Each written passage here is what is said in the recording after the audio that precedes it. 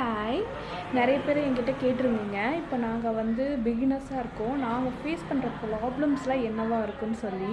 இப்போ நான் சொல்கிறேன், நான் பிகினராக இருக்கும்போது நான் என்னென்ன ப்ராப்ளம் ஃபேஸ் பண்ணால் நிறைய பேர் சொல்ல மாட்டாங்க என்ன க்ரோயிங் மீடியம் யூஸ் பண்ணுறாங்கன்னு சொல்லி. ஸோ க்ரோயிங் மீடியம் அதே மாதிரி சீடு பார்த்திங்கன்னா நீங்கள் மைக்ரோ க்ரீனுக்குன்னு ஸ்பெசிஃபிக்காக சீட்ஸ் வாங்கணும். நார்மலாக எல்லா சீட்ஸ்லையும் யூஸ் பண்ண முடியாது. ஏன்னா மைக்ரோ க்ரீனுக்கு யூஸ் பண்ணுற சீட்ஸ் பார்த்திங்கன்னா நான் ஜிஎம்ஓ அன்ட்ரீட்டட் சீட்ஸ் தான் யூஸ் பண்ண முடியும். அப்படி யூஸ் பண்ணிங்கன்னா உங்களுக்கு ஹார்வெஸ்ட்டு நல்லாயிருக்கும். அதே மாதிரி க்ரோயிங் மீடியம் பார்த்திங்கன்னா இப்போ டிஷ்யூ பேப்பரில் வளர்த்தலாம், ஹைட்ரோஃபோபிக்ஸில் வளர்த்தலாம், இப்போ வந்து க்ரோயிங் மீடியம் போட்டு வளர்த்தலாம். நீங்கள் பிஸ்னஸ் பர்பஸாக யூஸ் பண்ணும் போது க்ரோயிங் மீடியம் வந்து நீங்கள் வந்து கொக்கோபீட், வெர்மி கம்போஸ்ட் அந்த மிக்சர் எடுத்துக்கிறது பெஸ்ட்டு. பட்ஜெட் ஃப்ரெண்ட்லியாக இருக்கும், நல்லா ப்ராஃபிட் இருக்கும். அதே மாதிரி நல்லா வந்து உங்களுக்கு சீட்ஸ் வந்து க்ரோ ஆகும், எந்த ஒரு ப்ராப்ளம் இருக்காது. எல்லா சீட்ஸும் நார்மலாக ஒரே ஸ்டேஜில் வளர்றது தான் பெரிய விஷயம். ஒரு சீட் பெருசாக ஒரு சீட் சின்னதாக இருந்ததுன்னா உங்களுக்கு ஹார்வெஸ்ட் பண்ணும்போது ரொம்ப கஷ்டமாக இருக்கும். ஸோ வந்து இந்த மாதிரி விஷயங்கள் தான் நீங்கள் பார்த்துக்கணும். அதே மாதிரி இன்னொரு விஷயம், உங்கள் இடத்துல ஹியூமிடிட்டி எப்படி இருக்குது, டெம்பரேச்சர் எப்படி இருக்குது, இதை வச்சு நீங்கள் க்ரோயிங் மீடியம் போடும்போது உங்களுக்கு எந்த ஒரு ப்ராப்ளம் வராது. இதெல்லாம் தான் பேசிக்ஸ். இதெல்லாம் நீங்கள் செக் பண்ணி பார்த்துட்டிங்கன்னா நீங்கள் என்ன மாதிரி மீடியம் போட்டாலும் சரி, எந்த மாதிரி நீங்கள் சீடு வாங்கி போட்டாலும் சரி, உங்களுக்கு சூப்பராக ஹார்வெஸ்ட் கிடைக்கும்.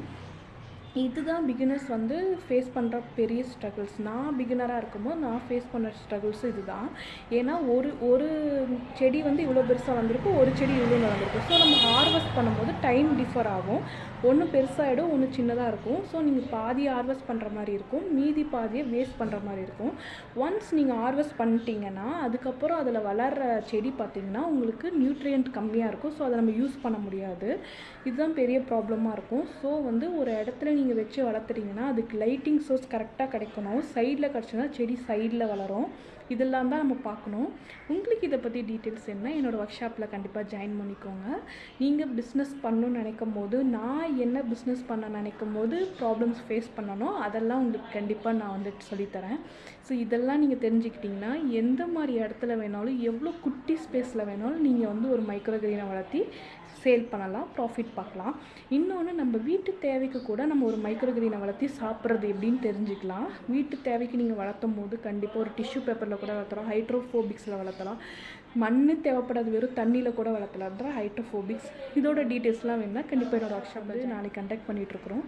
ஸோ அதில் வந்து நாங்கள் என்னென்ன ப்ராப்ளம்ஸ் ஃபேஸ் பண்ணோன்னு சொல்லி உங்களுக்கு சொல்லித்தரோம். உங்களுக்கு ஏதாவது டவுட்ஸ் இருந்ததுன்னா கண்டிப்பாக டிஎம் பண்ணுங்கள், இல்லை கமெண்ட் செக்ஷனில் சொல்லுங்கள். உங்கள் டவுட்ஸை நாங்கள் கண்டிப்பாக க்ளியர் பண்ணுறோம். பை.